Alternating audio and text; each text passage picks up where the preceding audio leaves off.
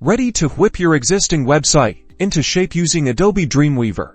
First, open Adobe Dreamweaver now. Navigate to the Site menu. In the top navigation bar, click on it to reveal a drop-down menu. In that drop-down, you'll see options if this is your first time, or if you're adding a brand new site.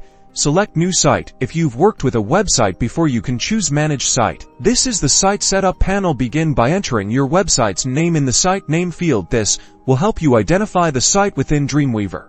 Next, locate your existing website files on your computer. Click the Browse button next to the Local Site folder field. A File Explorer window will appear, allowing you to browse your computer. Find the main folder that contains all of your website's files, your indexed images, CSS, and all other folders and content. Select this folder and click Select or Choose, depending on your operating system. Now, let's explore the Advanced Settings tab. Click that to uncover additional options like remote server settings. You may need to input things like your FTP credentials if you want to work directly with your live website. Once you've configured your advanced settings, if needed, or even with a basic setup, click Save. Dreamweaver will then import your website's files. You should see your site's file structure displayed in the Files panel, typically on the right side of the Dreamweaver interface. And there it is. You're now ready to start editing your website's code and content directly within Dreamweaver. Browse through your files, open your HTML documents,